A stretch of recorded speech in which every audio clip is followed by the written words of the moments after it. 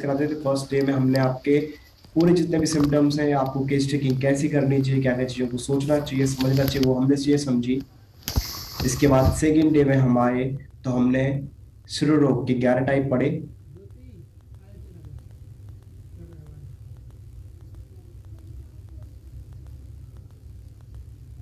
जो कि deep basis पे थे। क्या हम समझे माइग्रेन के पेशेंट्स को कैसे समझना है, क्या क्वेश्चनरीज करनी है, क्या हमें डाउट्स करने हैं उसमें से, वो हमने समझे। इसके बाद हमने मॉडर्न व्यू में भी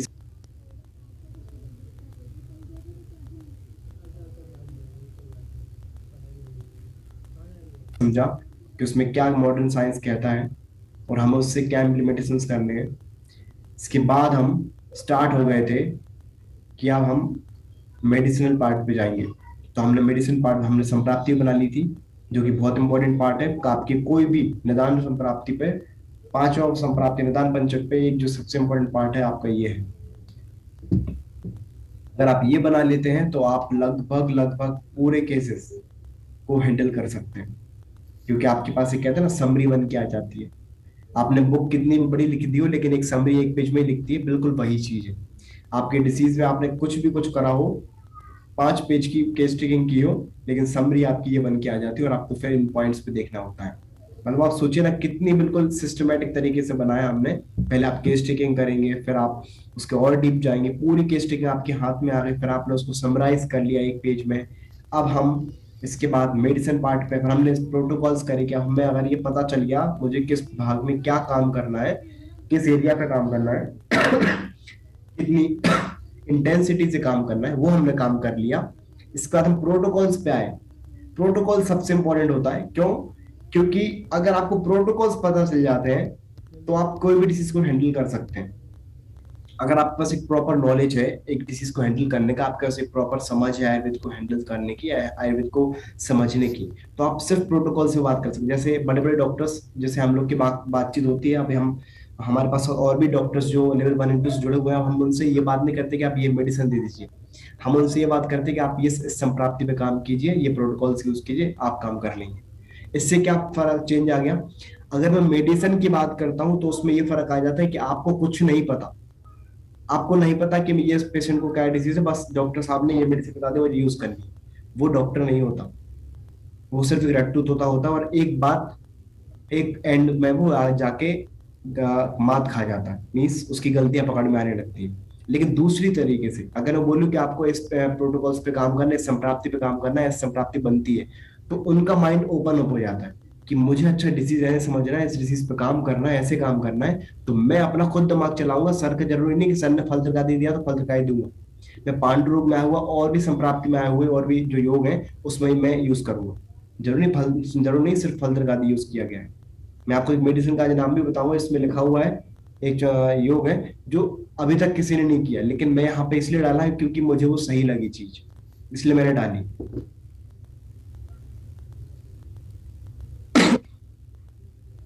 तो हमने प्रोटोकॉल्स पे बात करी। अगर आप भी प्रोटोकॉल्स पे बात करें तो आप एक एक्सपर्ट लेवल पे आ जाते हैं, आपको चीज समझ में आने लगती है कि मुझे काम किस पे करना है। आप संहिता को खोलना स्टार्ट कर देंगे, आप डिफरेंट डिफरेंट योग बनाना स्टार्ट करेंगे, आप खुद के योग बनाना स्टार्ट करेंगे, तो आपको अंदर से ही फील आएगा कि यार मैं कुछ ना कुछ तो अच्छा कर रहा हूँ। मैं वैसा डॉक्टर नहीं रहा जो जस्ट मेडिसिन, हाँ डॉक्टर साहब आपने इसमें क्या यूज किया, अच्छा ये मेडिसिन यूज करी, ठीक है मैं भी वाला पेशेंट यूज करा। अच्छा डॉक्टर साहब मैंने तो पेशेंट ने यूज करा तो मुझे रिजल्ट नहीं आया। क्योंकि हर पेशेंट वेरी करता है, उनने और कुछ सोच के उस मेडिसिन की यूज किया है, आप और कुछ तरीके से यूज कर सकते हैं। लेकिन एक चीज जो कॉमन है वो ये है कि अगर आप पेशेंट को समझते हैं, प्रॉपर केस टेकिंग करते हैं, तो आप हर जगह प्रोटोकॉल्स के थ्रू मेडिसिन कोई भी यूज करें लेकिन रिजल्ट आपको सेम मिले। तो आई थिंक इस देश में जो भी डॉक्टर्स हैं इन सब में यूनिफॉर्मिटी की जरूरत बहुत ज्यादा है। जैसे ऑल ओवर वर्ल्ड में बुखार के लिए सिर्फ पैरास्टामोल ही चलती है, बिल्कुल वही बात है, हमारे पास भी ऐसी यूनिफॉर्मिटी होनी चाहिए, तभी जाके ग्रोथ हो सकती है आयुर्वेद की। नहीं तो आधे से ज्यादा लोग तो रियल टच आयुर्वेद को जानते ही नहीं है। कुछ अच्छे डॉक्टर्स वैद्य के साथ उनका कनेक्शन हो जाता है तो वो रियल आयुर्वेद को समझने लगते हैं कि अच्छा आयुर्वेद एक्चुअली ये होता है। नहीं तो वो सिर्फ वही बातें कर रहे होते हैं कि आरोग्य मतलब कुष्ठ, कुष्ठ कोई भी हो गया मुझे आरोग्य देनी, हाँ देनी है, लेकिन किस पर्पज से देनी है वो आपको नहीं पता, तो फिर वो रटने वाली बात होगी। तो हमने प्रोटोकॉल्स पे बात करी क्योंकि प्रोटोकॉल सबसे इंपॉर्टेंट है। अगर आपने प्रोटोकॉल्स रट लिए, समझ लिए, दिल में बैठा लिए, कि हाँ मुझे इन कंसेप्ट ऐसे आएंगे। ये सिर्फ प्रोटोकॉल्स नहीं है, कंसेप्ट नहीं है, आपको पेशेंट्स को इसमें बैठाना है। कोई पेशेंट वाता सुरों में बैठेगा, कोई मद्यपान की आवाज में पिला पेशेंट आएगा उसमें बैठेगा, कोई सुरो कंप वाला बैठेगा पेशेंट आपके का संप्राप्ति में। तो ये आपने पूरे जो कहते हैं ना एक्सट्रैक्शन, लाखों पेशेंट्स का जो एक्सट्रैक्शन डेटा है वो आपके पास मिल गया है, इससे कहीं जाने वाला नहीं। जैसे बोलते हैं ना आप जैसे नीट और आईआईटी जेईई की वगैरह आप प्रिपरेशन करते थे, उसमें वही होता ना कि सारे फॉर्मूले एक साथ दे देते और बोलते थे कि इससे बाहर कहीं नहीं आएगा। बिल्कुल वैसी बात हो गई, बस आपको अपना एक बात में युक्ति लगानी है कि मुझे फिट कहाँ पे करना है, उस कंडीशन में आप पेशेंट को ठीक कर सकते हैं। तो हमने ये सब बहुत इंपॉर्टेंट, मतलब मैं बोल सकता हूँ कि ये लाइफ की बहुत सारी एक्सट्रैक्शन पॉइंट्स हैं। लाइफ भर जो पेशेंट देखते हैं उन सब से एक्सट्रैक्शन पॉइंट पूरी बुक से निकाल के, मेरे गुरुजी के अध्ययन से, हमारे एक्सपीरियंस से, जो हमें सही लगा, जो हाँ ये होना चाहिए, सारी चीज हम निकाल के यहाँ पे रख दी है। तो गोल्ड माइन आपके हाथ में लग गई है। तो इन सब के बहुत इंपॉर्टेंट यूजेस हैं, आप उनको अच्छे से दिल में बैठा लें, बिल्कुल समझ लें, और नहीं आता तो हम लोग Q&A सेशन करने वाले हैं। तो हमने ये करा, पूरे प्रोटोकॉल समझ लिए। इसके बाद हमने मेडिसिन स्टार्ट कर दी थी कि मेडिसिन मुझे क्या क्या यूज करनी है, कौन कौन सी यूज करनी है, जो मैक्सिमम डॉक्टर्स यूज करते हैं। मैक्सिमम संहिताओं से सरशूल और मैक्सिमम हेडेक का वर्णन आया हुआ, वो हमने मेडिसिन यहाँ पे रखी है। तो हमने महावत बदंसन, त्रिभुवनकेती रस, सूत्स्यकर रस और लघु सूत्स्यकर रस को हमने पढ़ लिया था। अब हम आगे बढ़ते हैं स्वर्णमाक्षिक पर। ठीक है, तो स्वर्णमाक्षिक पर बढ़ते हैं हम। ओके, तो स्वर्णमाक्षिक कहती है कि यह भस्म पांडु, कामला, जीर्ण ज्वर, निद्रानाश, मस्तिष्क की उष्णता, पित्त विकार, नेत्र जलन, नेत्र की लाली, भवन, उबाक, व्रणदोष, शीर्षूल, विश्वकार, अर्शदर, कंडु, कुष्ठ, कृमि, अश्मरी आदि को दूर करती है। कफ पित्त गति में यह भस्म विशेष लाभदायक है। अब आप सोचिए, यहाँ पे शीर्षूल भी दिया हुआ है, मूत्रकच्छ भी दिया हुआ है, प्रदर भी दिया हुआ है, प्रमेह भी दिया हुआ है, अर्श, उदर, कंडु, कुष्ठ, कृमि, अश्मरी। आपके बार बार डाउट आता होगा कि ये क्या इतने सारे लोग दे दिए, मैं कहाँ तक याद रखूंगा। लेकिन अगर आप इनकी संप्राप्ति समझ लिए एक बार, तो आपको ये क्लियरिटी समझ में आने लगेगी। फिर आपको सिर्फ स्वर्णमाक्षिक सिर्फ पित्त शमन के लिए नहीं यूज होगा, आप कफ पित्त संप्राप्ति में हर जगह यूज कर सकते हैं। कफ पित्त संप्राप्ति यहाँ अर्श में बन रही है, कफ और पित्त संप्राप्ति में, कफ और पित्त अर्श में वहां पे यूज कर सकते हैं। कफ और पित्त उधर व्याधि भी यूज कर सकते हैं। कफ और पित्त संप्राप्ति जो शीर्ष होने वाले वहां पे आप यूज कर सकते हैं, विश्व विकारों में यूज कर सकते हैं। ठीक है, तो ऐसे अगर आप समझ लेते हैं तो आपको इस मेडिसिन का यूज करने में आसानी हो जाएगी। स्वर्णमाक्षिक है लौह ताम्र का सौम्य कल्प है, सौम्य कल्प है मीन्स लाइट है, माइल्ड है। स्वर्णमाक्षिक भस्म स्वाद उद्रिक्त कुष्ठ रसायन योगवाही शामक शक्तिवर्धक पित्त शामक शीतवीर, पित्त शामक शीतवीर स्तंभक स्तंभक और रक्त प्रसादक है। ठीक है, यहाँ पे मैंने एम्फेसाइज इसलिए करा है क्योंकि आपको आगे आने वाले सेंटेंस में मजा आने वाला है। इस योग से रक्त प्रसादन होने से रक्ताणु सदृश होते हैं। रक्त प्रसादन हो रहा है, एज अ रिजल्ट वो एचबी इंक्रीज कर रहा है। एचबी इंक्रीज बोले, एचबी मुझे नहीं बोलना चाहिए, ये हमारा पॉइंट ऑफ व्यू है ही नहीं। रक्त को बढ़ा रहा है, रक्त धातु मजबूत हो रही है। लोह के अन्य कल्पों में जो उष्णता और तीव्रता आदि गुण है वो स्पष्ट में नहीं है, सौम्यता है। यह कल्प अति सौम्य होने से कोमल प्रकृति और सुकुमार व्यक्तियों में अच्छे दे सकते हैं। केवल पित्त प्रकृति और कफ पित्त संसर्ग प्रकृति में माक्षिक का अच्छा उपयोग होता है, पित्त प्रकृति और कफ पित्त प्रकृति में। इसलिए इस भस्म का पित्त शिशूल, पित्त जमलपित्त, पित्त प्रणामसूल, पित्तज गुल्म, लगभग सभी पित्तज, और जिसमें कभी कभार कफ का भी इन्वॉल्वमेंट होता है, उन सब प्राप्ति में आप दे सकते हैं। तो अब जरूरी नहीं कि ये शीर्षूल में भी दे सकते हैं, या अम्लपित्त, या जो भी संप्राप्ति अराइज हो रही है as a result of cough पित्त संप्राप्ति, आप उसमें यूज कर सकते हैं। पित्त शिशुल में सूत्स्यकर का भी होता है, लेकिन हम कल ही पढ़ चुके हैं कि सूत्स्यकर कहाँ पे होता है, जहाँ पे शांता रहती है। जहाँ पे शांता नहीं रहती है वहां पे हम टिपिकल पित्त समन कर सकते हैं, जैसे कामदा से, लघु सूत्स्यकर से और स्वर्णमाक्षिक से। लेकिन अब डिफरेंस क्या आ गया, लघु सूत्स्यकर इंटेंस पोटेंट पित्त शामक है, लेकिन ये सौम्य है। तो हम क्या करेंगे, यहाँ पे सौम्यता लानी है, वहां पे हम यूज करेंगे। परंतु जिस शिशुल में उबाक, मुंह में कड़पन आदि चीजें नहीं होती है, तब स्वर्णमाक्षिक भस्म का उपयोग अच्छा होता है। जीवन शीर्ष शूल में भी अच्छा इलाज हो जाने के कारण अनेक उदाहरण मिले हैं। तो हमें इसकी जो एग्जैक्ट वे ऑफ यूज है वो हमें समझ में आ गया कि मुझे सौम्य व्यक्ति में करना और संप्राप्ति कफ और पित्तात्मक करनी। अब आपको लग रहा होगा कि ये मैंने क्यों इस माइग्रेन के पेशेंट में रखा, लेकिन माइग्रेन के पेशेंट्स में वही अपन ने सबसे पहले प्रोटोकॉल से पढ़ा है कि मैक्सिमम पेशेंट्स में हमें पित्त संप्राप्ति को सोचना पड़ेगा। तो हमें वो सारी मेडिसिन निकालनी पड़ेंगी, कौन पित्त में काम करता है, कौन साम पित्त में काम करता है, कौन विराम में काम करता है, कौन तीक्ष्ण है, कौन रक्त को शुद्ध करता है, कौन रक्त का प्रसादन करता है, कौन रक्त को बढ़ाता है, कौन पित्त को पित्त सारक है, कौन पित्त का वर्धन करता है, कौन पित्त को स्तंभन करता है। ये सारे कंसेप्ट में आपको डिफरेंट डिफरेंट मेडिसिन को आपको बतानी पड़ेगी। तो अभी हमने सूस्यकर पढ़ लिया, अभी तक हमने लघु सूस्यकर पढ़ लिया, हमने स्वर्णमाक्षिक पढ़ लिया। आप इसी क्रम में कामदा वगैरह भी देख सकते हैं, प्रमाण पंचामृत वगैरह भी देख सकते हैं। नेक्स्ट गोदंती। गोदंती भी इसी कैटेगरी में लेकिन थोड़ी अलग है। क्या है? शिरशूल, सूर्यावर्त, आधा शीशी और मस्तिष्क में उष्णता रहने पर एक एक मासा भस्म, 1 तोला घी और 1 तोला शक्कर के साथ दिन में 2-3 बार देने से लाभ हो जाता है। मतलब ये शीत है और उष्णता को कम करता है। एक एक माशा मतलब 1-1 ग्राम, 1-1 तोला घी और शक्कर के साथ लेने से फायदा होता है। किंतु शिशु के रोग को कफ की अधिकता हो, अगर कफ की अधिकता हो, क्योंकि शीतता है, शीतता तो कम, उष्णता तो कम कर देगी, लेकिन अगर शीत ज्यादा हो गई और कफ का इन्वॉल्वमेंट पहले से रहा तो कफ बढ़ जाएगा। उस कंडीशन में आप क्या करेंगे? आधा आधा रत्ती समय पर रक्त दे सकते हैं। आधा रत्ती मतलब 65 mg, 60 mg कह सकते हैं। तो बात वही आ गई कि आप एक मेडिसिन यूज जब भी कर सकते हैं जब आप, just a minute,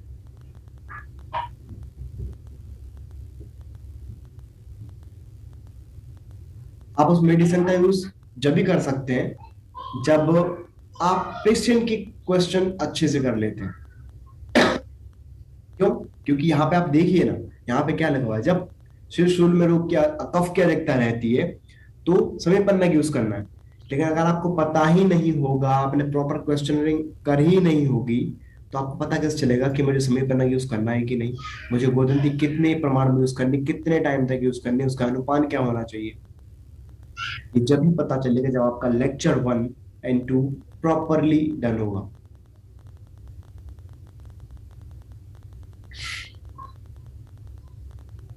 next, Pratap Lankeshwar रस। अब आपको लग रहा हो प्रताप लंकेश्वर रस क्यों ले लिया, मैं आपको बताता हूँ। यह रस प्रसूता के ताप, अनुवात, खांसी, सिर दर्द, वमन, कफजोर, दांत, बेचना, आफरा, ग्रंथि धनुर्वात, मतलब जितने भी प्रसूता, मतलब आफ्टर पोस्टमार्टम कॉम्प्लिकेशंस जो होते हैं आफ्टर प्रेगनेंसी, वो जितने भी सारे लोग हैं उन सब में ये काम आता है। अब प्रताप लंकेश्वर सूती का ज्वर में उत्तम प्रकार से कार्य करने वाली औषधि है। यह रस गर्भाशय में संचित हुए रक्ताश्रित दोष को दूर करती है, वात वाहिनियों को शीघ्र ही क्षोभ को दबाती है, लसिका आदि स्राव की प्रकृति का नाश करती है, निद्रा लाने में सहायक होती है, वात प्रकोप के कारण से होने वाले प्रलाप और भ्रांति को शीघ्र शांत करती है, सूत का ज्वर में उत्पन्न होने वाले श्लेष्म अथवा श्वसनक सन्निपात को भी दूर करती है। मतलब आप देखिए ना कितनी सारी संप्राप्ति, कल ही मैंने शायद डिस्कस किया था प्रताप लंकेश्वर के बारे में कि सूती का ज्वर जो होता है बहुत कॉम्प्लिकेटेड होता है, अन्य ज्वर से बहुत ज्यादा कॉम्प्लिकेटेड होता है, इसमें डेथ भी हो सकती है फीमेल की। तो उसमें ये जो सारे सिम्टम्स दिए हुए हैं वो प्रसूता के कॉम्प्लिकेशन से, मतलब जो कहते हैं ना प्रसूता अवस्था में अगर उसने गर्भाशय शुद्धि नहीं की है तो उसको ये सारे कॉम्प्लिकेशंस आ सकते हैं। लेकिन उन सारी कॉम्प्लिकेशंस को बचाने के लिए हमें एक मेडिसिन मिल गई जो है प्रताप लंकेश्वर रस। तो अब आपको लग रहा है सर आपने ये क्यों दे दिया, क्योंकि आप यहाँ पे देखिए, यहाँ पे लिखा हुआ है रस प्रसूता के ताप, अनुवात, खांसी, सिर दर्द। मतलब आप समझ भी नहीं पाएंगे कि एक फीमेल के आफ्टर प्रेगनेंसी गर्भाशय शुद्धि ना होने से इतने सारे कॉम्प्लिकेशंस भी हो सकते हैं, लेकिन यहाँ पे लिखे हुए हैं और आपको मिलते भी हैं, हमने देखे भी है और ट्रीट भी किए, तब जाके हमने आपको ये मेडिसिन रखी है। और मेरे गुरुजी ये भी कहते हैं कि प्रताप लंकेश्वर रस उस प्रकार का ज्वर है जो हाई ग्रेड फीवर के बाद वाली कंडीशन है। मतलब अगर प्रताप लंकेश्वर रस उस कंडीशन को ठीक कर रहा है, उस कंडीशन से होने वाले जितने भी डिसीज है उनमें कॉम्प्लिकेशंस को ठीक कर रहा है, तो क्या वो नॉर्मल कंडीशन को ठीक नहीं करेगा? तो हम लोग इस प्रताप लंकेश्वर रस को वात व्याधि में भी यूज करते हैं, क्योंकि यहाँ पे लिखा हुआ है वात प्रकोप के कारण से होने वाले प्रलाप और भ्रांति को शीघ्र शांत करता है। ये एक प्रकार की सोच हो जाती है कि आपको अगर यहाँ पे यूज मिल रहा है तो वहां पे यूज क्यों नहीं मिल सकता। लेकिन जब आप उसको अच्छे से समझ लेते हैं, जान लेते हैं, तब ये चीजें बहुत आसान हो जाती हैं, आपको बहुत आसान लगने लगता है। अब ये जो मैं इस चंद्रकांत रस की बात कर रहा था, आपने चंद्रकांत रस बहुत सारे लोगों ने नहीं सुना है। चंद्रकांत रस, अच्छा बताइए किस किस ने सुना है, रेज हैंड। किस किस ने चंद्रकांत रस के बारे में सुना है, जल्दी से रेज हैंड कीजिए। ओके, 1 2 3। Okay, very nice. ठीक है। तो चंद्रकांत जो रस है, वो उसका रस औषधि संग्रह जो एक बुक है, जो बैद्यनाथ कंपनी ने रिटर्न करी हुई है। ओके, वेरी नाइस, अगर आपको पता है तो बहुत अच्छी बात। तो उसमें इसका रेफरेंस आया हुआ है, और ये बहुत सारे डॉक्टर्स यूज नहीं करते, लेकिन मुझे जब मैंने इस चीज को पढ़ा तो मुझे अच्छी लगी चीज, कि क्यों ना, अगर इसमें सारी संप्राप्ति भंग हो रही है, सारी संप्राप्ति पे यूज हो रहा है, तो हमें ये क्यों ना यूज करना चाहिए। सिंदूर अभ्र तीक्ष्ण ताम्र शुद्ध गंधक समान भाग लेकर स्नोही के दूध में घोलकर 2 रत्ती की गोलियां बनाकर सुखाकर रख ले। इसकी टाइमिंग बोल दी गई है, कैसे 1 से 2 गोली लेनी है। 2 रत्ती मतलब 250 mg, 2 रत्ती मतलब 250 mg, 1 रत्ती मतलब 125 mg। सुबह शाम गोदंती हड़ताल भस्म की, मतलब ये अनुपान के साथ और दोष प्रकृति के अनुसार आप इनको यूज कर सकते हैं। ठीक है, तो ये मेडिसिन यहाँ पे लिखी हुई है। वनौषधि संग्रह जो बुक है ना वैद्यनाथ की, मैं आपको रेफरेंस और अच्छे से बुक का मैं फोटो ही मैं आपको सेंड कर दूंगा, और ये और भी रेफरेंसेस वगैरह मिल जाएगी मुझे शायद तो। ठीक है, मैंने एक बुक में तो पढ़ा है वनौषधि संग्रह, और और भी अगर मुझे रेफरेंस होता है, वैद्यनाथ की बुक है, सॉरी आयुर्वेद सार संग्रह, नॉट वनौषधि संग्रह, आयुर्वेद सार संग्रह जो बुक है वैद्यनाथ की, उसमें लिखा हुआ। ठीक है, तो इसका ये अनुपान दे दिया है, टाइम दे दी है, और क्वांटिटी दे दी है। अब इसके गुण देखिए आप। रस सिंदूर अभ्रक तीक्ष्ण लोह ताम्र आदि भस्मों के योग से इस रस के सेवन से वात पित्त कफ किसी भी दोष में उत्पन्न रोग को दूर करता है। किसी भी रोग, मतलब ये जो सब सेंटेंस सुनने को मिल जाता है ना, तो अच्छा लगता है कि यार मैं ज्यादा ज्यादा मेहनत नहीं कर रहा हूँ, मैं यही दे देता हूँ, क्योंकि हम लोग बचना चाहते हैं सब प्रॉब्लम से। अर्धाववेदक सूर्यावर्त में इसके सेवन से निश्चित लाभ होता है। शरीर में रक्त की कमी का होने वाले मस्तिष्क में शून्यता, सिर दर्द में प्रवाल चिंता के साथ देने से ये उपयोग होता है। जीर्ण प्रतिसाय में भी, क्यों, क्योंकि यहाँ पे कफ की दृष्टि में भी आप बात हो गया है।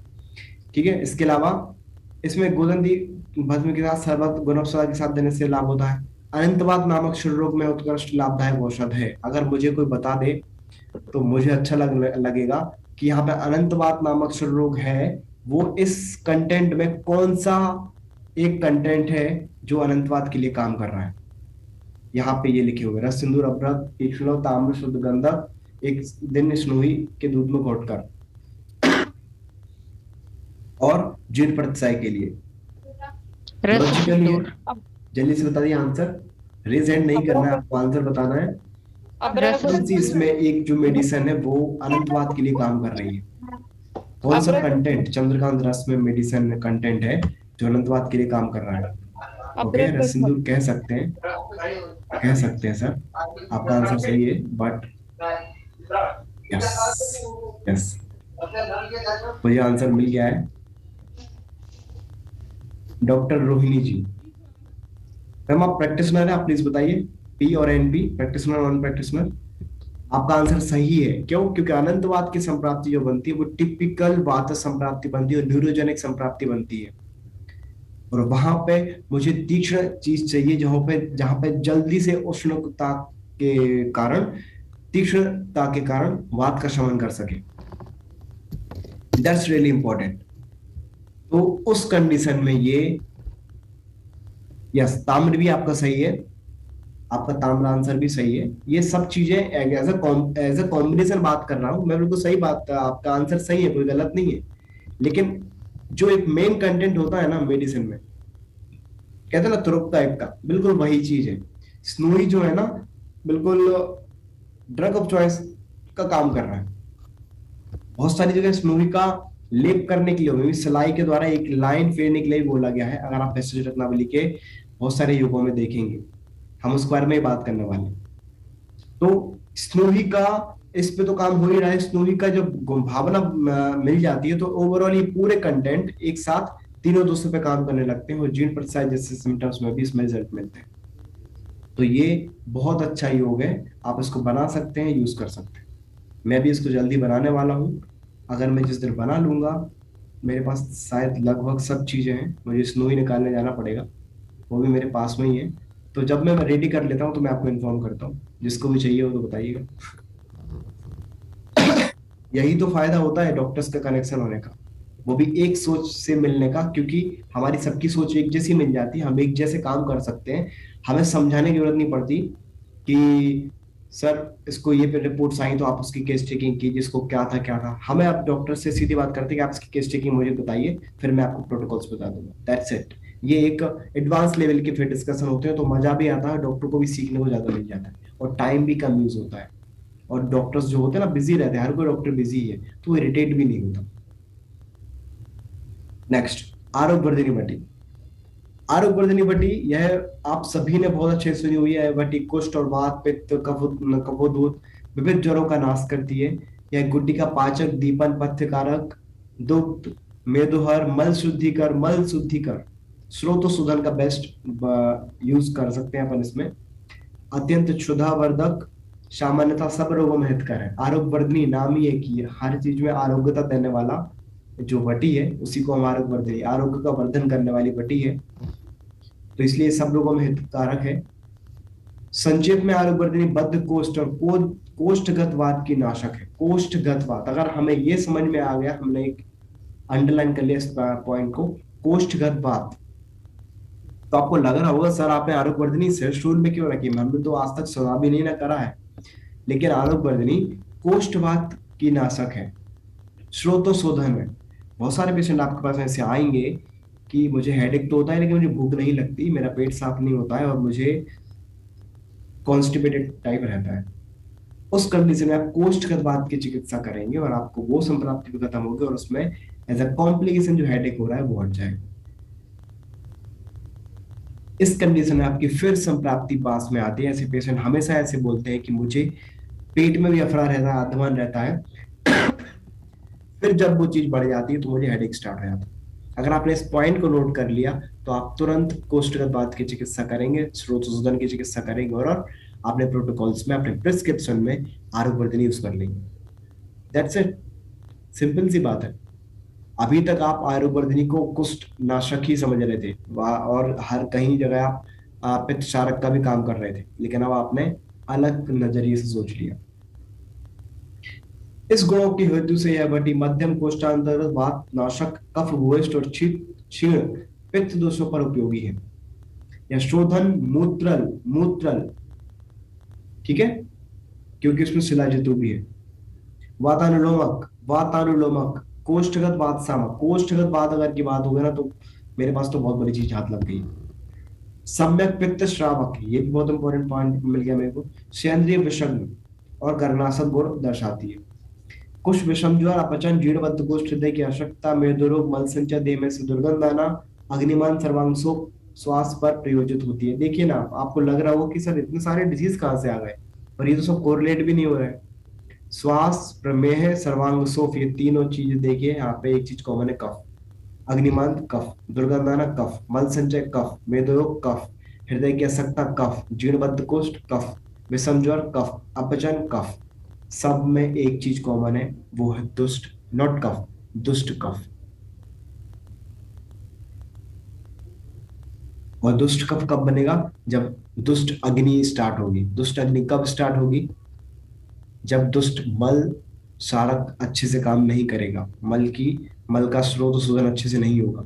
मल का स्रोत शोधन होगा, इसलिए यहाँ पे लिखा हुआ है अत्यंत क्षुधावर्धक। आप देखिए ना, ये सिर्फ कहने को बातें इधर उधर बोल दी गई है, सब चीजों का मतलब एक जगह ही है, सब चीजों का मतलब एक जगह है। चाहे आप पेट साफ कह लो, चाहे आप यस यस, आयुर्वेद सार संग्रह वैद्यनाथ द्वारा प्रकाशित है, मैं आपको बता चुका हूं। ठीक है, तो सबका मतलब एक है। आप श्वास में भी यूज कर सकते हैं, प्रमेह में भी यूज कर सकते हैं और हेडेक में तो यूज करेंगे ही। ठीक है, तो आपको मल्टीपल यूज मिल जाते हैं एक मेडिसिन को यूज करने से। नेक्स्ट, सितोपलादी। सबके जुबान पर रहता है, आप आपको तो छोड़िए, मतलब लोगों की जुबान पर रहता है सितोपलादी। तो जो कोई जानता हो ना जानता हो, लेकिन सितोपलादी तो कोई जानता ही है। टेस्टी है और इजीली अवेलेबल है, सस्ता है, और हमारे बड़े बूढ़े लोग भी करते आए हुए हैं यूज बहुत मल्टीपल अच्छे तरीके से, और अभी इसका बहुत यूज हुआ भी है। जीर्ण ज्वर या प्रकोपित हुआ ज्वर दीर्घकाल पर्यंत रहने पर शीर्ष शरीर अशक्त बन जाता है और मस्तिष्क में उष्णता आ जाती है, जिससे सहनशीलता कम हो जाती है। थोड़ी सी प्रतिकूलता होने पर क्रोध आ जाता है। अब आप सोचिए, आपने, मैं जो कल ही आपसे एक सेंटेंस बोल रहा था कि ज्वर और फीवर बहुत अलग है, क्योंकि ज्वर में हम क्रोध कह सकते हैं, ज्वर में हम वीकनेस कह सकते हैं। अगर आप आयुर्वेदिक ज्वर पढ़ते हैं तो आपको वीकनेस भी समझ आती है, आपको श्वास भी समझ में आता है, काश भी समझ में आता है, रक्त पित्त भी समझ में आता है, और क्रोध भी समझ में आता है, और उससे होने वाली कॉम्प्लिकेशन भी आपको समझ में आती है। लेकिन अगर आप फीवर पे जाते हैं, फारेनहाइट सिर्फ थर्मोमीटर का यूज करते हैं, तो आप ना वीकनेस समझ में आएगा, आप सिर्फ मल्टीविटामिन लिखेंगे और पेशेंट को आज नहीं तो कल कंडीशन खराब करने ही वाले हैं, क्योंकि आपने जो जो साइकिल चल रही थी ना आम बनने की, वो आपने रोकी नहीं है। और मैं आपको लिख के कह सकता हूँ, मेरे गुरुजी भी कहते हैं और हम लोगों ने इसको फील भी किया है, कि जितना पेशेंट्स पैरास्टामोल और इन सब चीजों का यूज करता है, वो उतना कार्डियक डिसऑर्डर्स में जाता है। क्यों? इसलिए क्योंकि आप आम को खत्म करते नहीं है, रस सृष्टि कर देते हैं, और रस का मेन स्थान क्या है? हृदय। और इसलिए हार्ट अटैक के चांसेस इतने ज्यादा होते हैं। इसलिए आम बहुत बड़ा इंपॉर्टेंट चीज है, बहुत बड़ी चीज है आम। मतलब लोगों को लगता है सिर्फ अनडाइजेस्टेड प्रोडक्ट, लेकिन मुझे ऐसा लगता है बहुत अनएक्सप्लोर्ड पार्ट है, लेकिन बहुत इंपॉर्टेंट पार्ट है आयुर्वेद का आम, सिर्फ आम। क्योंकि हम अग्नि पे डिपेंडेंट रहते हैं, और अग्नि में थोड़ी सी भी कमी हो गई तो आम बनना स्टार्ट हो जाता है। मतलब कहते हैं ना कि एक पाइप है, वहां से पानी आ रहा है, अगर थोड़ा सा भी लीकेज हो गया तो वो पूरा रास्ता खराब कर देता है। बिल्कुल वैसा ही है, अगर थोड़ी सी भी अग्नि डिस्टर्ब हो गई तो आम बनना स्टार्ट हो जाता है। ठीक है। तो जीर्ण ज्वर हमने इसलिए पहले बात करी कि जब भी ज्वर के सिम्टम्स आएंगे तो हेडेक वहां पर प्रोड्यूस होता है, इसलिए हमने सितोपलादी लिया है। वीकनेस भी रहती है ऐसे पेशेंट्स को, इसलिए हमने यूज किया है। क्रोध आता है, उष्णता रहती है, इसलिए हमने आप यूज किया है। फिर आप देखिए कितनी चीजें रिलेटेबल है, अगर आप एक प्रॉपर चीज तरीके से समझ आते हैं सिर्फ तीन चीजों को, दोष धातु मल को। मैं बिल्कुल, अभी तक आपने देखा होगा चौथा लेक्चर हो गया, मैं इस तीन चीजों के बारे में ही बात करता हूँ। अगले लेक्चर में भी, पिछले लेक्चर्स में भी, हर वक्त मैं यही बात करता हूँ, क्योंकि मुझे कहते हैं ना नब्ज पता चल गई है। देखिए अगर मैं गलत बोल रहा हूं तो आप देखिए, ज्वर हुआ, वीकनेस हुई, आम बढ़ता गया, रक्त में कन्वर्ट हो गया, क्रोध आ गया, फिर रक्त में कन्वर्ट हो गया, लिवर में दुष्टि आ गई, मलावरोध बनने लगा, सब चीज जुड़ी हुई है। रक्त खराब होगा, यकृत निर्बल हो जाएगा, डाइजेशन डिसऑर्डर अच्छे से नहीं होंगे, मलावरोध हो जाएगा, मल में दुर्गंध आने लगेगी, पित्त प्रकोप बढ़ जाएगा, पांडु बढ़ जाएगा। ज्वर के बाद पांडु है। ठीक है। हृदय में धड़कन, क्यों? रस खराब हुआ है तो रस का स्थान तो खराब होगा ही ना, अभी नहीं होगा, लेटर स्टेज में। अति निर्बलता पांडु का लक्षण है, ज्वर के बाद पांडु। सिरदर्द चूर्ण खमीरे गजवा के साथ देने से इसमें लाभ हो जाता है और पित्त को दूर हो जाता है। अब आपको लगता है कि आपको पित्त प्रकोप में हमेशा काम करने की जरूरत है? आपको संप्राप्ति पता करने की बहुत ज्यादा जरूरत है। इसलिए हम लोगों ने लेवल 1 एंड 2 बनाया, ताकि लोगों को बेस मिल जाए। और हम लोगों ने जितने भी अभी 100+ डॉक्टर्स को लेवल 1 एंड 2 में थोड़ा बहुत नॉलेज दिया है, उनमें हम लोग को इतना कॉन्फिडेंस दिला दिया है कि आप सिर्फ आयुर्वेद को समझिए, आप कैंसर भी ठीक कर सकते हैं और छोटा सा ज्वर भी। लेकिन अगर आप ये संप्राप्ति नहीं समझे, ये आयुर्वेद नहीं समझे, तो फिर आप शीतोपलादी को सिर्फ श्वास का प्रत्याय तक ही ले जा पाएंगे। शीतोपलादी ड्रग ऑफ चॉइस है क्षय की। क्यों है? क्योंकि उसमें पिप्पली है, और इसमें इतना बड़ा कॉम्बिनेशन है। तो देखिए ना, पूरी चीज रिलेटेबल है, और हमने उसी संप्राप्ति में से लिया है। जीर्ण ज्वर में ऐसी चीज आती है तो कॉम्प्लिकेशन सिरसूर में आता है, इसलिए हमने शीतोपलादी को लिया है। बल हानि हो जाती है इसलिए हमने लिया है, क्रोध आ जाता है इसलिए हमने लिया है, और क्रॉनिक पित्त की संप्राप्ति बनती है इसलिए हमने उसको लिया है। That's it. और दूसरी चीज, सबसे सस्ती दवा है, बस क्वालिटी अच्छी से होनी चाहिए। बहुत अच्छी दवा है, बहुत अच्छा रिजल्ट देती है।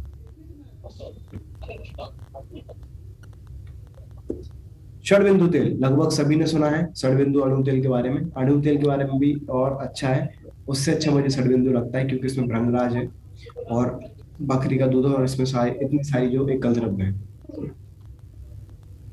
आप प्लीज अपने आप को म्यूट कर लें। ओके। तो इस तेल के नस्य से सिर रोग में लाभ होता है, बाल गिरना, दांत हिलना, प्रतिशाय, नाक के सूजन, आंत दोष रोगर, तीव्र दृष्टि हो जाती है और पलित रोग दूर हो जाता है। आप सोचिए, वही मैं शायद परसों के लेक्चर में मैंने बात करी थी कि जिस जगह की हम बात कर रहे हैं उसके आसपास के एरियाज में भी जो मेडिसिन होगी वो काम करेगी। अगर ऐसी बात है, आप प्लीज दीपक गुप्ता जी, आप प्लीज अपने आप को म्यूट कर लें। It's not good thing, please आप अपने आप को एश्योर कर रहे हैं हर बात एंट्री के टाइम कि अपने आप को म्यूट है कि नहीं। That's not good. यस। खमीरे गजवा जो एक प्रकार की जो यूनानी चिकित्सा है ना, यूनानी चिकित्सा में ऐसी चीजें आती हैं, आप इसको रस तंत्रसार और सिद्ध प्रयोग संग्रह में अच्छे से पढ़ सकते हैं। ये एक प्रकार के अर्क होते हैं, और बहुत सारे जो यूनानी चिकित्सा आपने पढ़ी होंगी उनमें अर्क बहुत सारे यूज करते हैं। वहां पे मलहम यूज कर सकते हैं, वहां पे मुरब्बा, मुरब्बा भी एक प्रकार की यूनानी चिकित्सा के अंदर आता है। और खमीरे गजवा जो होता है ना, गजवन, गजवन गोजवा, वो एक जो प्रकार की हमारी ड्रग है उसका वो एक प्रकार का उनने या तो मुरब्बा बनाते हैं, आंवले का मुरब्बा जैसा होता है, पाक टाइप, शुगर का पाक, शर्करा पाक, और या तो वो अर्क निकालते हैं, तो उसके साथ देने से उसमें रिजल्ट मिलता है। यस। तो आप उसको अच्छे से पढ़ सकते हैं। बहुत सारे अर्क होते हैं, बहुत सारे मुरब्बा या खमीरे का जो होते हैं ना, एक प्रकार से मुरब्बा, जो हमारे जो इसकी जो ओरिजिन है ये यूनानी चिकित्सा से ही आई हुई है, तो इसलिए इनके नाम आप देख रहे होंगे थोड़ा आपको यूनानी लग रहे होंगे। तो वो उनकी जो बनाने के तरीके वैसे रहते हैं, या तो वो अर्क निकालते हैं या तो वो मुरब्बा जैसे बना लेते हैं। तो खमीरे गजवा मतलब वही है, गजवन का यूज हुआ है, गजवन मतलब गोजुआ। और आप इसको और ऐसे बहुत सारे मेडिसिन को रसतंत्र और सिद्ध संगर वाली बुक में मल्टीपल बुक्स है, मल्टीपल मेडिसिन से, इतने मेडिसिन है कि आपकी बहुत बड़ा कंटेंट है, तो उससे आप अच्छे से पढ़ सकते हैं। अगर आप उनको नहीं भी यूज कर सकते तो आप हमारे आयुर्वेद में बहुत सारी मेडिसिन है, वो तो एक यूज बता रहे हैं। आंवले का मुरब्बा आप यूज कर सकते हैं अगर आपको वो नहीं मिलता है तो। नेक्स्ट, नस्य। तो हमने आपको 2 दिन पहले वही बात करी थी कि जो इस एरिया पे हम काम कर रहे हैं उसके आसपास के एरिया में भी वहां पर रिजल्ट जाएगा। तो देख लीजिए, यहाँ पे नस्य करने से आपके बाल गिरना, दांत हिलना, प्रतिसाय, नाक के सूजन आदि दोष रोग और पलित रोग दूर हो जाते हैं। मतलब उसके आसपास जो भी आपके एरिया है उन सब पर रिजल्ट मिलेगा। अगर ऐसा है तो आपको हेडेक के लिए कर्णपूरण भी करना चाहिए, हेडेक के लिए नस्य भी करना चाहिए, हेडेक के लिए कंडूस भी करना चाहिए, हेडेक के लिए सिरोबस्ती भी करनी चाहिए। ये मैंने आपको एरिया ऑफ यूजेस बता दिए, ठीक है। एरिया ऑफ यूजेस मतलब कहते हैं ना कि आपके पास पूरे हथियार आपके पास होने चाहिए, आपके पास जितने भी गन्स हैं जितने भी टाइप्स होते हैं वो आपके पास होने चाहिए, कि एक्चुअली मेरे पास वर्किंग एरिया इतना सारा है। फिर आपको कौन सी गन उठा के किस चीज पे कहाँ अटैक करना है वो आपको चूज करना है। और हम तो आपको ये भी बता रहे हैं कि आपको यूज क्या करना है, कहाँ पे करना है, कैसे करना है, सब कुछ बताने वाले हैं आपको। नेक्स्ट, षडबिंदु हमने पढ़ लिया। यहाँ पे विधि दी हुई है कि एक्चुअली हमें यूज कैसे करना है। नस्य कराने के लिए मनुष्य को चित्त लेटा दें, गले के नीचे धड़ ऊंचा रखें, इस तरह से हर करें कि मस्तिष्क पिछली ओर झुकता रहे। फिर 4 से 6 बूंद, 4 से 6 बूंद इसका योग्य विधि है देने की। इस तरह योजना करने पर तेल मस्तिष्क में पहुंच जाता है और अनकंठ मार्ग में चला जाता है।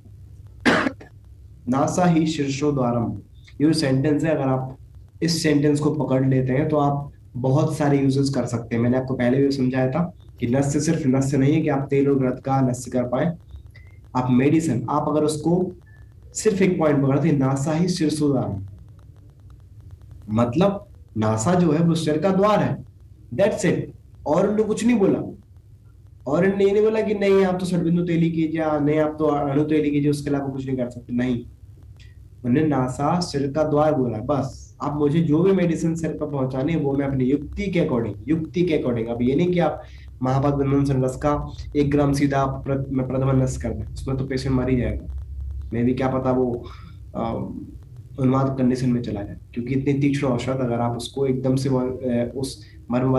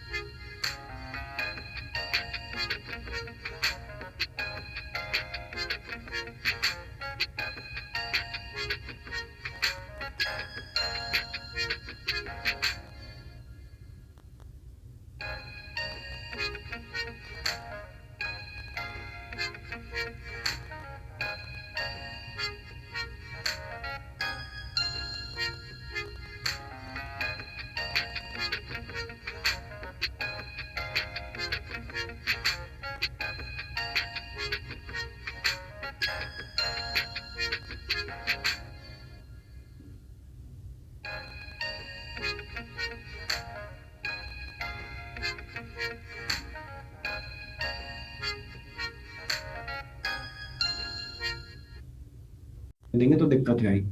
लेकिन आप यू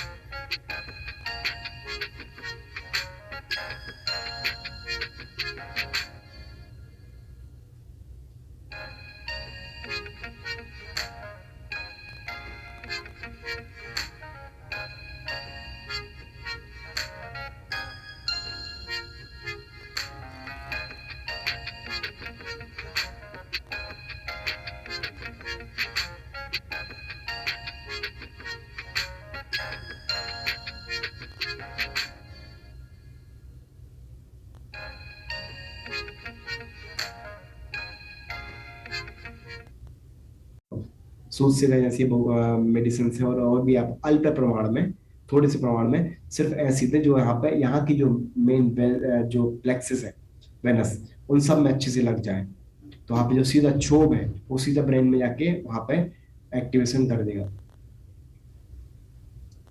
तो आप ऐसा भी कर सकते हैं, षडबिंदु तेल का रस देते हैं आप, मेडिसिन वाइज भी आप यूज कर सकते हैं। अगर आपको लगता है कि टिपिकल पित्त का पेशेंट है, तो आप टिपिकल उसी टाइम प्रथम नस्य आधा ग्राम या 1 ग्राम गोदंती भस्म से कामदुदा, प्रबाल प्रबाल पंचामृत या सूत सेकर, लघु सूत सेकर, स्वर्णमाक्षिक, इन सभी का आप छोटे सा अमाउंट में यूज करके प्रथम नस्य कर सकते हैं, और पेशेंट को with in 20 second, I think मैंने 20 सेकेंड ही बोल दिया, 10 सेकेंड के अंदर उसको अच्छा लगने लगता है।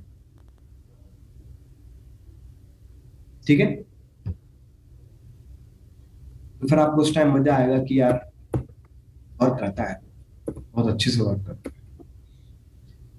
बस फुल अरेस्ट, एक्चुअली ये मैं जो बोलता हूँ ना, मजा आना चाहिए, एक्चुअली ना मजा ही आना चाहिए, पैसा तो कुछ बात ही नहीं है, पैसा तो आप मजे आने के बाद ही कमाते हैं। जिस चीज में आपको मजा नहीं आने वाला तो पैसे आप पे आने वाले नहीं है, और आप इंजॉय भी नहीं कर पाएंगे। इंजॉय जब तक नहीं रहेगा ना, तब तक कहते हैं ना कि दिल में अच्छा सा नहीं लगता पैसा। इसलिए मैं सिर्फ मजे की बात करता हूँ, इंजॉय, आपको इंजॉय आना चाहिए। जैसे मैं आपको बता रहा हूँ तो मैं इंजॉय के लिए बता रहा हूँ, क्योंकि मुझे मेरी एक वो है, डेडिकेशन है, पॉइंट है कि मैं अपना जो मैंने नॉलेज सीखा है मेरे गुरु जी से, जो मुझे सही लगता है नॉलेज, वो मैं ज्यादा से ज्यादा डॉक्टर्स को बता सकूं, ताकि वो अपनी फील्ड को अच्छे तरीके से सुधार सकें और आयुर्वेद में प्रगति कर सकें, और ज्यादा से ज्यादा पेशेंट की डील कर सकें। दैट्स इट, ये मेरा पॉइंट है। इस चक्कर में आपसे आपके साथ ऐसे कन्वर्सेशन कंटिन्यूअसली एफर्ट डालता हूँ। दसमूलारिस्ट, यह औषधि प्रसूता स्त्री के लिए अत्यंत हितकर है, आप सभी लोग जानते हैं, मैक्सिमम डॉक्टर्स ने यूज भी किया है। पहले 10 दिन प्रसूता को देते रहने से मंदाग्नि, जीर्ण, ये सब जो सिम्टम्स अभी हमने प्रताप लंकेश्वर से पढ़े हैं वो सारे इसमें आ गए हैं, इन सब खत्म करता है। और हमने प्रोटोकॉल्स में पूरा ऊपर पढ़ भी लिया है कि जब प्रसूता से रिलेटेड कोई भी इश्यू होगा तो हम 10 मूल प्रताप लंकेश्वर के साथ दे देंगे। इस अरिष्ट में थोड़ा स्तंभक गुण होने के कारण भी प्रसूता के अतिसार, रक्तसार, संग्रहण आदि विकारों में कारक है। अगर बात करें 10 मूल अरिष्ट, तो 10 मूल अरिष्ट में 10 मूल मेन है, और भी जो कंटेंट है इसमें मेन कंटेंट 10 मूल ही है। तो उनमें जो संप्राप्त 10 मूल, एक हमारा शोथग्न गण है, महाकषाय, हमारे आचार्य चरक द्वारा वर्णित शोथग्न महाकषाय है एक्चुअली 10 मूल। तो वहां पर बात कब संप्राप्ति पे काम होता है, तो वहां पे उस संप्राप्ति आप देखिए, रक्तसार, संग्रहणी, अतिसार, ये सारी संप्राप्ति में उस जगह में आप यूज कर सकते हैं, और उससे कॉम्प्लिकेशन होने वाले हेडेक्स में आप 10 मूल प्रताप लंकेश्वर के साथ यूज करेंगे। ठीक है, नेक्स्ट। ओके, अब देखिए पथ्यादि, पथ्यादि को आप बहुत सारे लोगों ने पढ़ा है, बहुत सारे लोगों ने यूज भी किया होगा। ठीक है, उसमें रिजल्ट भी आपको मिले होंगे, लेकिन किसी किसी में रिजल्ट नहीं मिले होंगे। वो क्यों नहीं मिले होंगे अपन आज उस पर डिस्कस कर लेते हैं।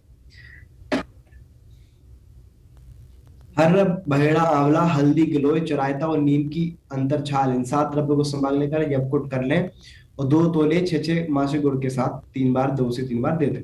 ठीक है, और विविध प्रकार के मल और मलावरोध आम के साथ होने वाले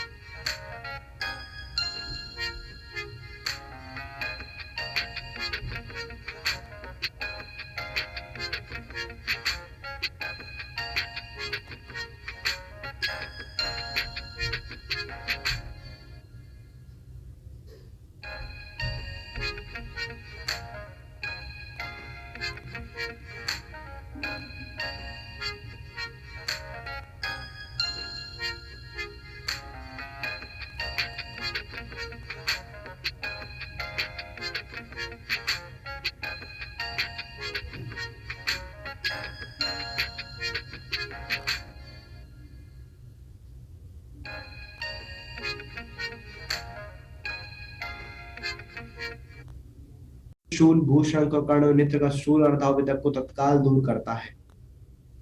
नेक्स्ट कंडीशन रख दी क्या, आम और मलावरोध सह, जिन पेशेंट को हेडेक होगा इन सब कंडीशन में होगा, नेत्र शूल होगा, लेकिन वहां पे मलावरोध होगा और आम वाली कंडीशन होगी, उस कंडीशन में अगर आप देंगे तो आपको पेशेंट को उपशय मिल जाएगा। यह एक बात दीपन है, पाचन है, शूलग्न है और ज्वरग्न है। आप में से कोई बताएगा यहाँ पे ज्वरग्न वर्ड क्यों आया है, जल्दी से बताइए, जल्दी से बताइए। इस मेडिसिन के कौन से कंटेंट के कारण इस गिलोय। मेडिसिन को ज्वरग्न गिलोय कहा जाता है? चिरायता गिलोय गिलोय गिलोय के कारण। चिरायता गिलोय चिरायता चिरायता चिरायता गिलोय गिलोय चिरायता ओके, दोनों। नाइस, इसमें गिलोय और ओके, चिरायता चिरायता, दोनों काम करते हैं ठीक है। ज्वर के लिए। ठीक है, आपका क्वेश्चन, आपका आंसर ठीक है, गिलोय वो भी ठीक है। तिक्तरस, ओके, ठीक है, मान लेता हूं आपकी बात, मान लेता हूं, आपका कहना बिल्कुल सही है।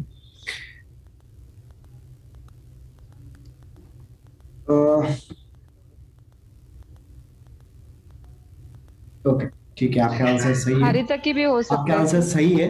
गिलोय, चिरायता, हरितकी। ये इनके कारण यहाँ पे ज्वरग्न वर्ड आ रहा है, लेकिन एक जो चीज है जो बहुत इंपॉर्टेंट है वो हरितकी। ये है कि हर हरितकी। वहेरा और आंवला, ये त्रिफला जो है वो ज्वरग्न महाकषाय में आया हुआ है, आचार्य चरक द्वारा वर्णित।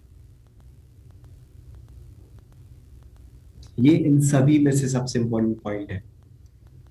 मैं आपको बार बार नोटिफाई करना चाहता हूँ कि आप शास्त्रोक्त चीजों को बिल्कुल ना भूलें।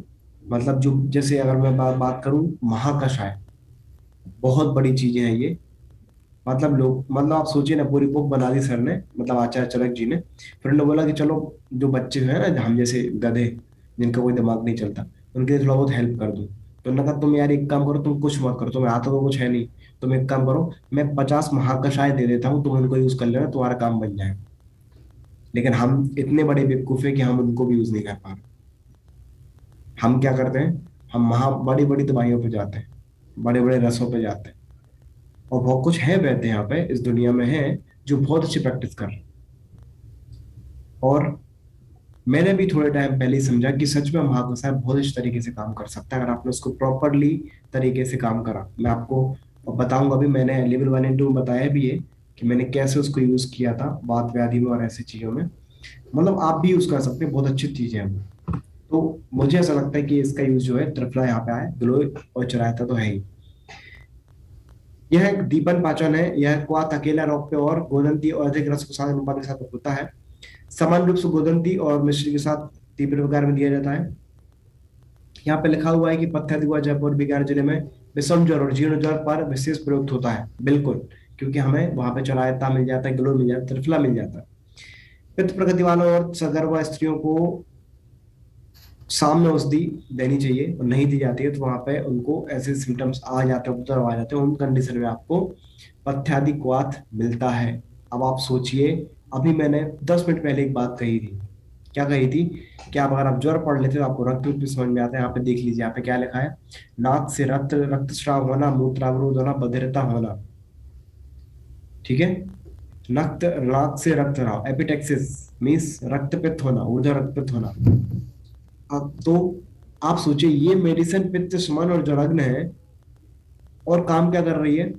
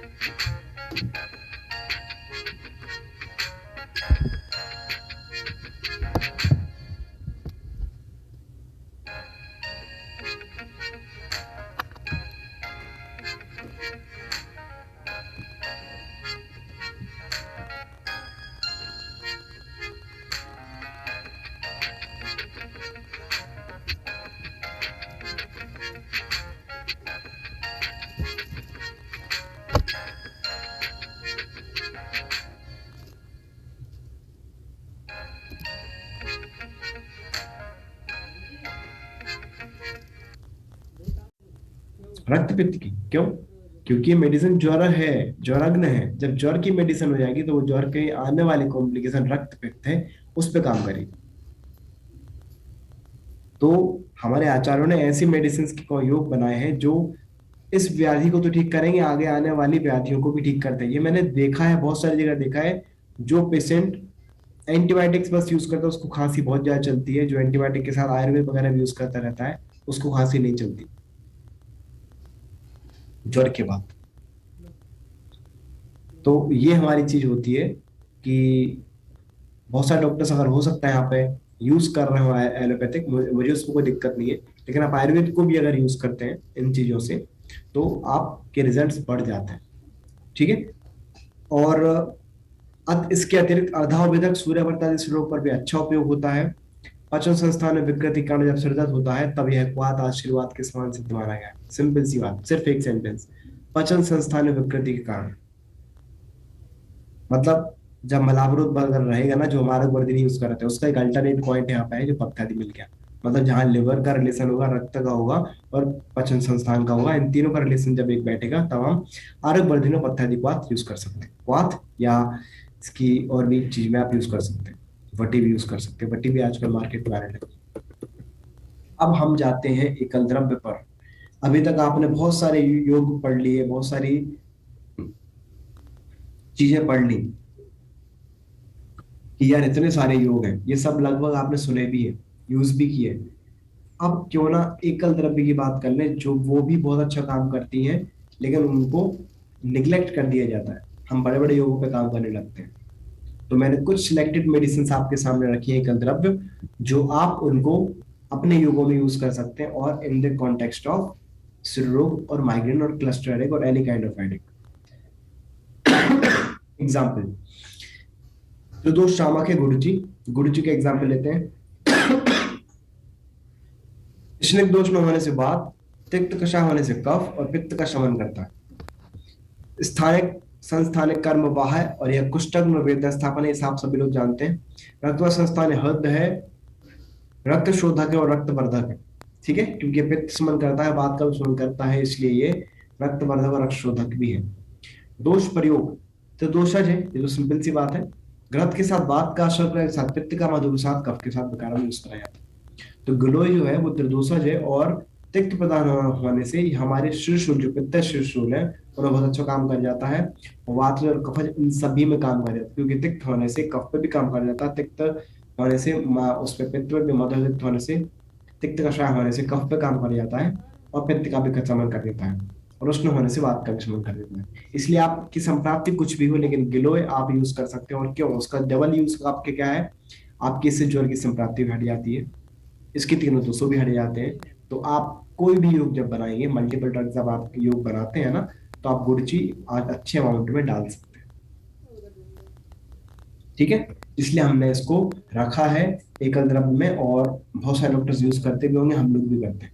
और ये मैं आपको एक कंसेप्ट दे देता हूँ, कोई भी द्रव्य हो, कोई भी डिजीज हो, कोई भी चीज हो, आप गुड़ची डालना बिल्कुल मत भूलें अगर आपको एनहांसमेंट आपके सिम्टम्स में करना है तो। मतलब जो आपके कोई भी डिजीज आने वाला है, क्योंकि रसायन है, अमृत है, त्रिदोष शामक है, ज्वराग्न है, कोई भी संप्राप्ति ज्वर से स्टार्ट होती ही है। तो हमारे ये सिद्धांत है, हमने ये बहुत सारे एक्सपीरियंस करने के बाद बता रहा हूँ आपको कि कुछ भी हो, गिलोय तो आप डाल ही दो, क्योंकि हर वक्त आपके साथ ऐसा नहीं होता। जैसे अभी अपन ने पिछले 4 दिनों में बात करी है कि हमने कितनी सारी संप्राप्तियां बना ली, लेकिन मैं आपको बता दूं जब आपके पास पेशेंट आता है तो आपके पास नई संप्राप्ति बनती है हर वक्त। आप फिर कंफ्यूजन होते हैं, मैं भी होता हूँ, कोई बड़ी बात नहीं है। तभी तो हम कहते हैं कि हम प्रैक्टिस कर रहे हैं, अगर ऐसा होता तो हम एक्सपर्ट एक्सपर्ट नहीं बन जाते। तो वही बात है कि आपको हर वक्त वही नई संप्राप्ति मिलेगी, लेकिन आप डाउट में रहे, उससे बचने का तरीका ये है कि आप एक मेडिसिन ऐसी यूज कर लो जो आपको वाइड एंगल यूज दे दे। वो गुरुची है, तो आप उसको डाल सकते हैं, यूज कर सकते हैं।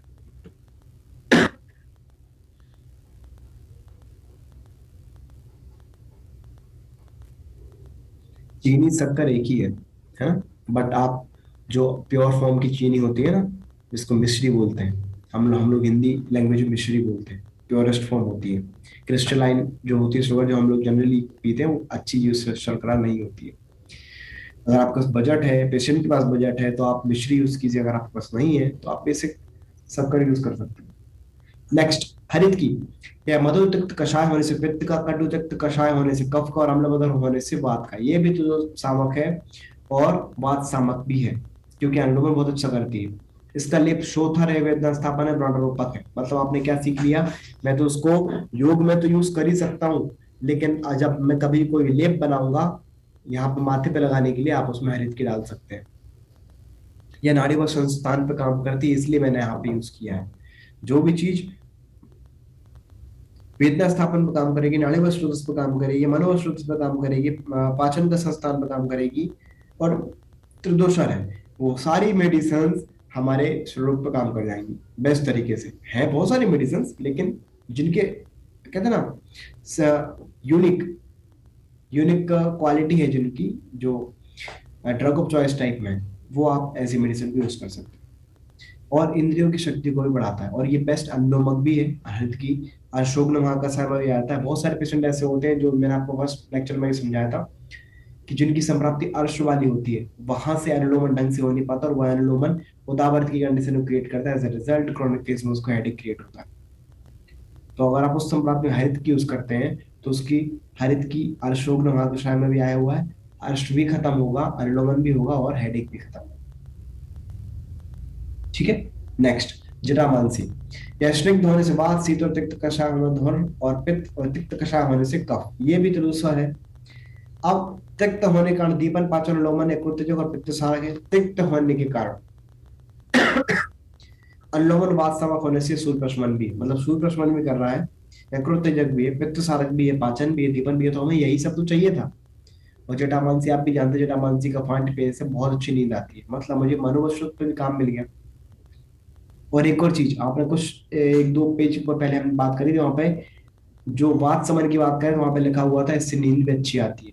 मतलब आपने फील किया होगा, जब भी आप फ्रेश फील करते हैं, आपका मल जो धारण है पूरा अच्छे से हो जाता है।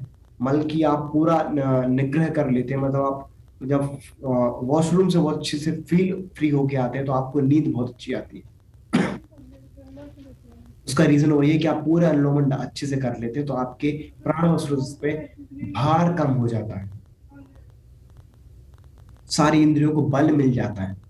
इसलिए ही नहीं कि हमारे सूत्र स्थान में सिर्फ ऐसा बोल दिया गया है कि अनुलोमन हर पेशेंट को देना ही चाहिए।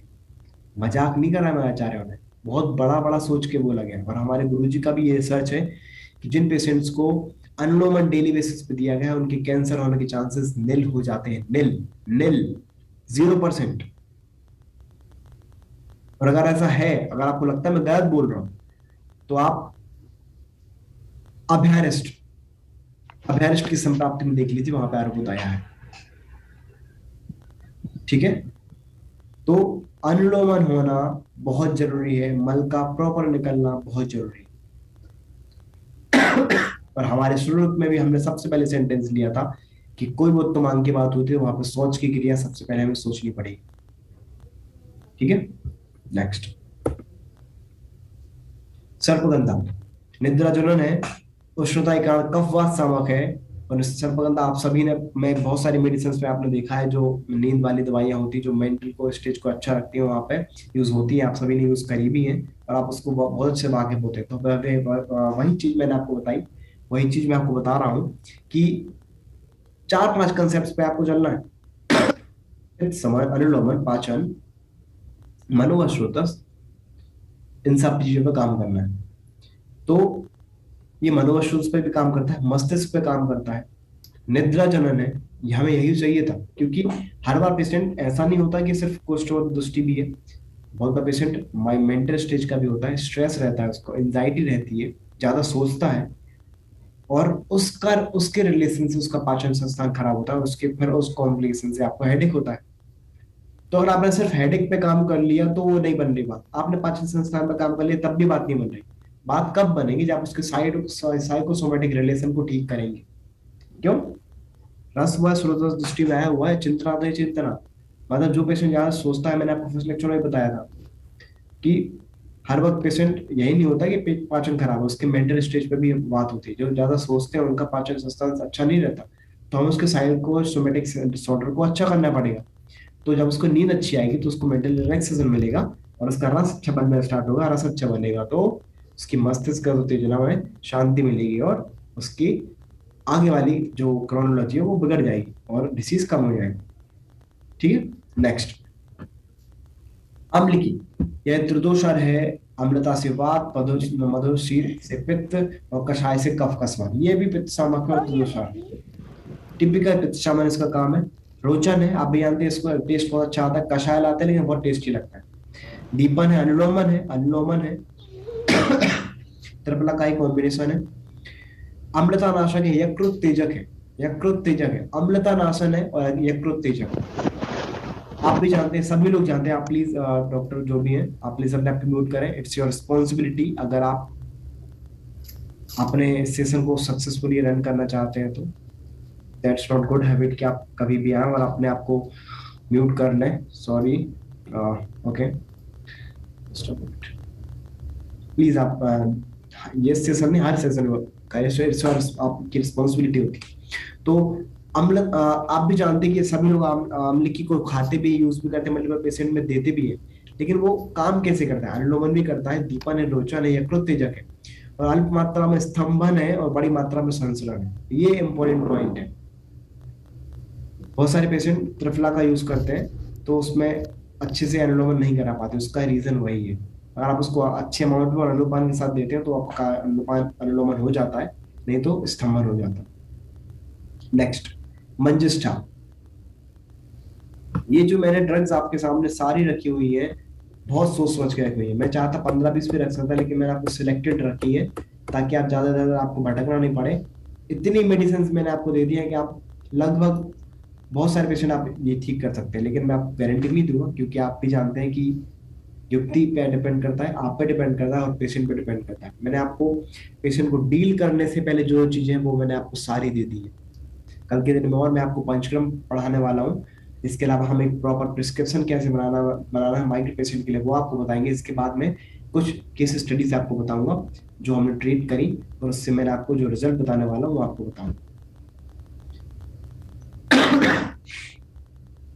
मंजिष्ठा, कफ पित्त सामक है, आप सभी जानते हैं। नाड़ी स्रोत पे काम है इसका। मस्तिष्क और नाड़ियों को शांति मिलती है, और अधिक मात्रा देने से मद और भ्रम होता है। मतलब अगर ये ज्यादा मात्रा देने से मद और भ्रम होता है, मतलब ये हमारे काम की है।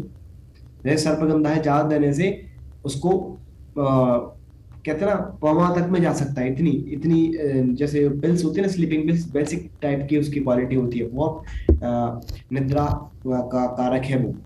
तो आपको ऐसे बारे में सोचना चाहिए कि अगर आपको यूज कैसे करना है वो आपको पता होना चाहिए, वो ज्यादा यूज ना हो जाए वो भी आपको पता होना चाहिए। तो मेरे लिए ये मंजिष्ठा बहुत काम की चीज हो गई आपके स्टूडेंट के लिए। नेक्स्ट, विदारी। विदारी मतलब धीरा है, हमारे मन को धीरता का काम करती है, मतलब हमारे मन पे बल का काम करती है, मन को स्थिर रखने का काम करती है, इसलिए हमने आपको इसे यहाँ पे यूज किया है। वात पित्त सामक में पाचन संस्थान स्नेहन पित्त सारक और अंडोमन है। विदारी का आप मनोबल, जहां भी स्विच आपके पास आते हैं, आपको ऐसा लगता है कि ये डिसीज कहीं ना कहीं साइकोसोमेटिक जाती है, तो आप उस स्थान पे बिदारी यूज कर सकते हैं, आपको रिजल्ट अच्छे मिलेंगे। क्योंकि ये धीरा है, धीरा मतलब ये मन को बल देने वाली है, मन को धीरता मीन्स एश्योर्ड करने वाली है। क्या मन को कहती है कि भाई तू रुक जा, मैं तेरी हेल्प करता हूँ। तो जब कोई ऐसा बोल देता है ना, तो अपन को अच्छा लगता है, मन को तो और अच्छा लगेगा। ठीक है, नेक्स्ट, नेक्स्ट हमारी और लास्ट हमारी जो मेडिसिन है, यह है चिरायता।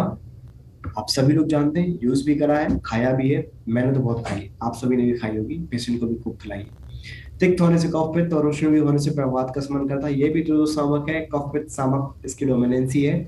जीर्ण ज्वर विषम ज्वर आप सभी लोग मेडिसिन में देते हैं, इसका यूज बहुत अच्छा है। इससे ज्वर दाह या पर पीले आदि शांत होते हैं, रोगी का दौर्बल्य कम होता है। आप समझिए रोगी का दौर्बल्य ज्वर का रिलेशन क्यों आया है। अगर आप ये समझ जाते हैं तो आज से ही आप फीवर के बाद पेशेंट को कभी नहीं बोलेंगे कि आप मल्टीविटामिन ले लो या मल्टीविटामिन सिरप ले लो, जो हर कोई डॉक्टर देता है, क्योंकि वो ना समझते हैं ज्वर, ना वो समझते हैं आम।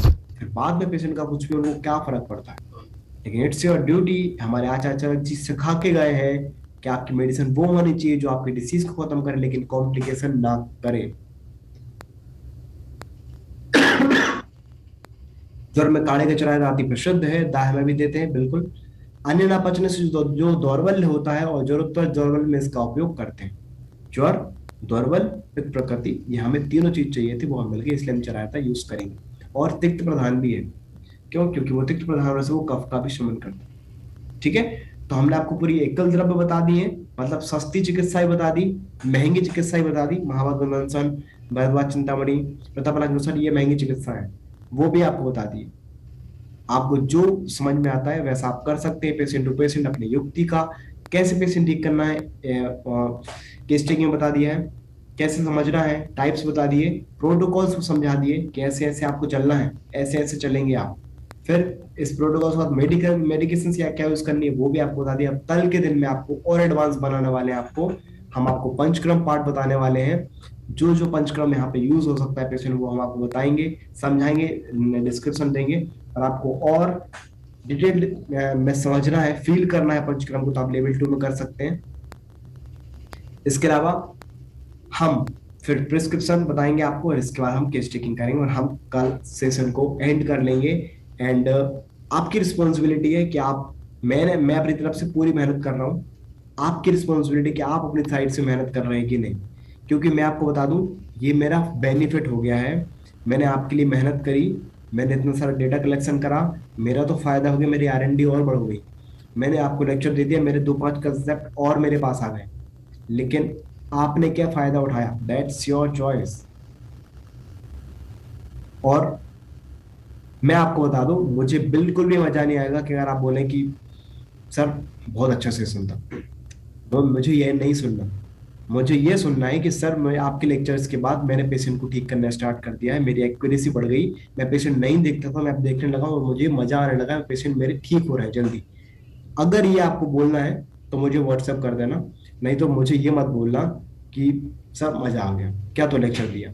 मुझे ये नहीं सुनना, क्योंकि लेक्चर आप मेरे मुझसे अच्छे बहुत सारे डॉक्टर्स दे रहे हैं, लेकिन लेक्चर देने का फायदा क्या हो रहा है? कुछ नहीं हो रहा है, आयुर्वेद बढ़ थोड़ी रहा है। अभी डॉक्टर्स की कमी है दुनिया में, आयुर्वेद की प्रैक्टिस ही नहीं कर रहे हैं, बहुत बहुत सारे डिसीज पड़े हुए हैं। मैं आपको पहले ही बताया था कि 31 करोड़ पेशेंट्स हैं ऑल ओवर इंडिया में, सिर्फ इंडिया में। आपकी जिंदगी निकल जाएगी लेकिन माइग्रेन पेशेंट खत्म नहीं होंगे। और एक और चीज, आप माइग्रेन बस खत्म नहीं करते हैं, आप किडनी फेलियर को भी खत्म करते हैं, आप हार्ट पेशेंट को भी खत्म करते हैं। क्यों?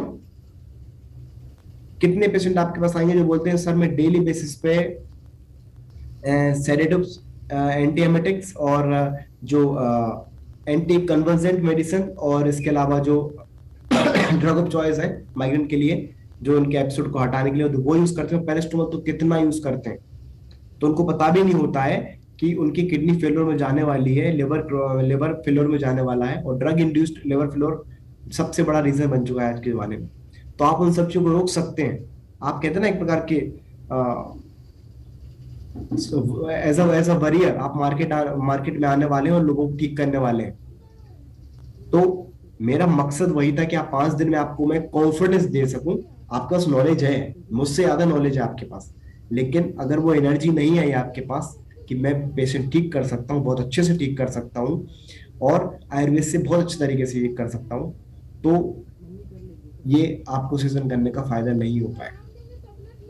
ठीक है, तो आपकी रिस्पॉन्सिबिलिटी, आप नॉलेज लें और रिवाइज करें, अपने आप को प्रमोट करें, और ज़्यादा से ज़्यादा पेशेंट लें और ठीक करें। कोई दिक्कत होती है तो आप हमें व्हाट्सएप कर सकते हैं, हम आपको गाइड करने के लिए भी है। मैंने आपको पहले बताया था कि आपका सपोर्ट हमारे साथ रहेगा, जिससे आप हमारे केस डिस्कस कर सकते हैं। लेकिन मुझे वही चीज़ चाहिए। आप अगर बोले सर मेरी इसकी EEG है, इसकी ब्लड रिपोर्ट है, आप बता दीजिए इसमें क्या मेडिसिन दूँ, तो ये मुझे ना अच्छा नहीं लगेगा सुनने में। क्योंकि यार मैंने आपको 5 दिन इतना टाइम वेस्ट किया और आप फिर एंड में वही बोले कि सर ये रिपोर्ट्स देख लीजिए, इसके HB कम है, इसके MCV डाउन है, और आप बताइए इसकी हेडेक हो रहा है, मैं इसको क्या करूँ। आपने केस टेकिंग ही नहीं करी तो मैं आपको कैसे बोलूंगा। तो आप मेरी लैंग्वेज बोलिए। लैंग्वेज मतलब, मेरी लैंग्वेज मतलब आप केस टेकिंग करें। मैं जो चाहता हूँ जिस फॉर्म में केस देखना, वो मुझे बताएं कि सर उसको हेडेक से शुरू हो रहा है 6 महीने से, उसके संप्राप्ति ये बनी है, उसको बेसिक सिम्टम्स या उसकी हेतु सेवन में ये मिला, ये सारी मैंने चीजें आप कर ली हैं। अब आप मेरी लैंग्वेज समझिए, ठीक है।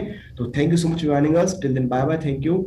एंड बहुत सारी एफर्ट्स करें, बहुत सारी मेहनत करें, और हम ऐसे साथ में काम करेंगे। Till then bye bye, take care, good night.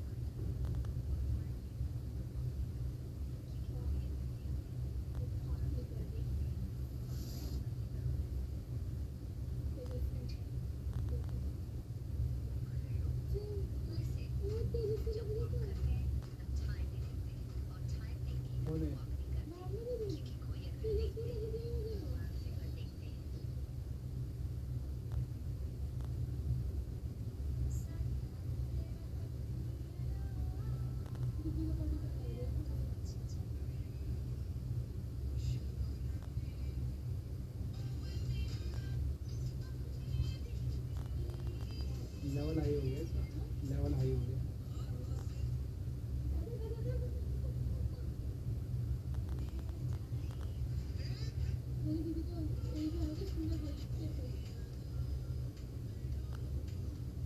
ऐसे ही तो। अरे लगता है वीडियो में मेरे से छोटी है।